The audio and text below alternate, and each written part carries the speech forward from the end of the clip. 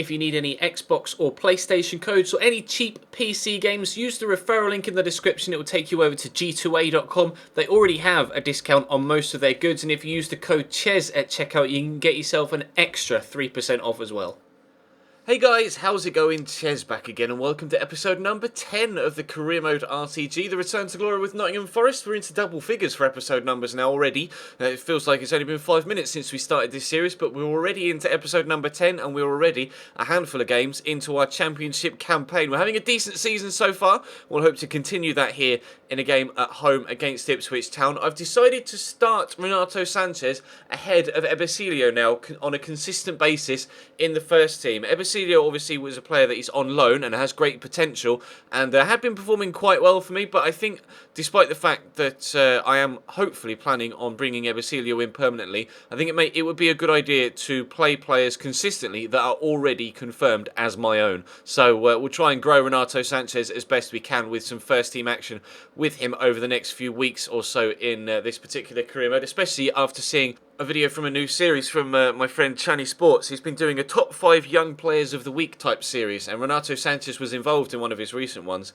and he managed to get him to grow quite quickly in the space of 4 or 5 seasons to kind of the mid-80s from 70 rated. So I'm hoping we can perhaps try and replicate that if we give him a lot of first team football here. He has been involved a little bit in the opening few chances here. Britta Sombolonga and Nelson Oliveira having the actual shots on goal, I believe, so far in this one, but it was time for Ipswich to come forward themselves. David McGoldrick gets me with a completely unexpected turn. I was waiting for the ball through to the on-rushing striker in the box, but he decided not to play it, turned and had an effort himself. Ipswich have had a slow start to the season so far in this series. We mentioned, I can't really remember whether it was at the end of this, the previous episode or the one before that, that themselves and Leeds were right down the bottom near the relegation zone, and that's not exactly where you expect sides that have the squad depth and quality of squad that Leeds and Ipswich have to be in the league. So I wasn't necessarily expecting an easy game here, despite the fact they've had a poor start to the season. And we didn't get an easy game, as you can see there, having a shot with Henry Lansbury from distance, but we just couldn't find a way through. They're one of the lowest scoring sides in the league, all told, which clearly showed as they didn't really provide much threat going forward, and also we weren't able to get away past them at the other end either. So we got a clean sheet, but they also got a clean sheet. So we come into the second game in the episode, which weirdly is against the side that we're using in Football Manager right now, Luton Town. We're playing them in the Capital One Cup. They've got a couple of players that we've been using over on FM in Craig McKell-Smith and Nathan Doyle, etc. But the squad looks completely different to how it, or the starting 11 looks completely different to how it does for us in Football Manager. Obviously in FM we are 3 or 4 seasons in now, and this is still the first season in FIFA, so they haven't had the chance to rotate and buy and sell players the same way that they have done in the FM series. But we'll hope to get ourselves a progression through to the next round of the Capital One Cup. The finances raised from cup runs in the League Cup and the FA Cup will come in very handy, hopefully,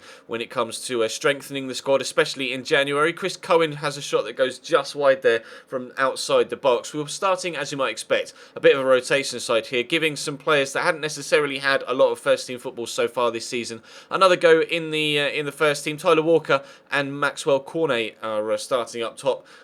Tyler Walker gets his shot saved by Mark Tyler in between the sticks, so it's Tyler versus Tyler up top, but we're welcoming back Maxwell Cornet after his injury that saw him out for a few weeks back up top in this one. But as you can see, we're in the 84th minute now. Luton playing a very defensive 4-5-1. We're able to keep us out for quite a long time in this game. As you can see now, we are in extra time, first half of which Tyler Walker again bursting past the defenders, lays it across to Cornet, who is left-footed, but his shot somehow stays out. I've no idea how that didn't cross the line. A deflection off the defender, then deflects off the underside. The keeper bounces down into the ground and then clips the top of the bar as it rolls over the top. No idea how we aren't winning this game so far. Mendes is clean through at the other end as well. Great opportunity for a shot, but he scuffs his effort so badly. Really poor shot from the man on loan. That's kind of why I've not been playing him on the left-hand side. Ali Adnan has been brilliant on the left, as has Jordan Ibe, as we brought him in on a permanent from Liverpool, and he's been my main left midfielder so far this season. But we're in a penalty shootout right now. Luton missed their second and we score our second, so we are now ahead. Then they miss their third as well. It hits the bar and bounces outside the line. We then miss our third as well. So it's still 2-1 after 3 penalties each. A save by the goalkeeper is very well done down to his right hand side, sorry, our left as we look. Then Mendes, who missed the last chance of open play, scores the penalty to win us the tie to push us through to the next round of the Capital One Cup. So after a very poor game and a very poor penalty shootout, we do go through 3-1 on pens after a 0-0 draw. So after 2 0-0 draws in the league and the cup, I was hoping to bounce back with a good game away from home here against Preston North End. They're, I don't know, a mid-table side, you might say, in the Championship. They got relegated out of the Championship into League One a few years ago, and after 3 or 4 years managed to get themselves back up. And prior to that, under the tutelage of Billy Davies and David Moyes, of course, they were challenging for promotion into the Premiership via the playoffs for 2 or 3 years in a row, about a decade ago, but kind of fallen from grace recently, but they are a tough side to play against, especially away from home at Deepdale. So we'll try our best. Obviously, as you can see, starting our strongest lineup, Burke and Renato Sanchez restored to the first team. Jordan Ive, as we mentioned, on the left-hand side as well. Panilso gets caught in possession here by Chris Humphrey, who, again,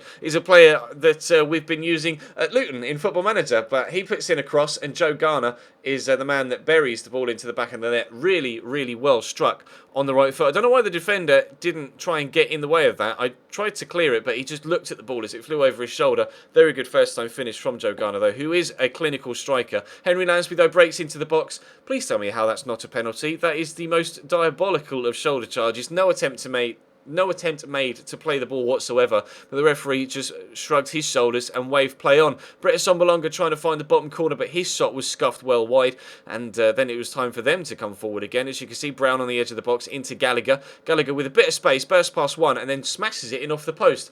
This is a scenario we've not been in so far this season. We're getting outplayed here by Preston. We're 2-0 down before the half-hour mark. Renato Sanchez, though, trying to drive things forward to get us back into the game. Really nice run here. Great feat as well to see the challenge coming. Plays it inside to the striker, but Oliveira can't turn it past the goalkeeper. Sanchez is so very disappointed there that we haven't been able to get ourselves one back. So we head into the second half. A corner to come in from Preston.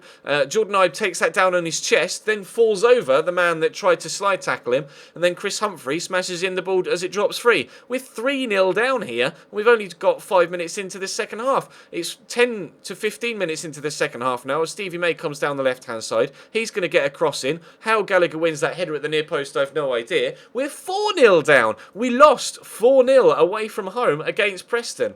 That's a first for this series. We've not been, we've very rarely been defeated in this series so far, let alone been completely shown up by a side like Preston did there. To boot as well, Paneos, our left back, is going to be out for 8 weeks with a big injury, so that in turn is equally as frustrating. But as you can see from the league table, we're still in the playoffs, we're still 5th, and we're not that far away from the top of the table, so it's all still to play for with 36 games left in the season. Preston are up to 12th thanks to their victory over us, but I definitely plan on never letting that happen again, and we'll try our best. Actually, the next game we play is against Middlesbrough, who are 4th, so I'm looking forward to recording that one. Hopefully we can get a good victory. That 4-0 thumping has actually left us on minus goal difference so far for the season, so we've got a lot to improve upon, but there's still plenty of time to do it, and I have full confidence in the side that we will do. But that's all for now. Thank you very much for watching, guys. Drop the video a like if you enjoyed, of course, and subscribe if you haven't already. Check the channel page for anything you may have missed over the past 2 days, whether it be this series, the Valencia series that was uploaded earlier on today, or the My Player series that went up yesterday, of course. If you don't know what and when I upload, there is a schedule in the description of every single video and on the About tab of the channel page as well, so feel free to check that so you know exactly what series goes live when throughout the week. And feel free to follow me on Twitter as well. I obviously tweet out multiple times every day about the videos and interacting with you guys in just by generally replying to as many tweets as I possibly can. So feel free to follow me on Twitter and all of the other social media platforms you see on your screen. Feel free to check the No Identity merchandise store as well. Still time to get yourself a t-shirt before Christmas if you order over this weekend. But for now, that's all for me. Thank you very much for watching, and I'll see you next time.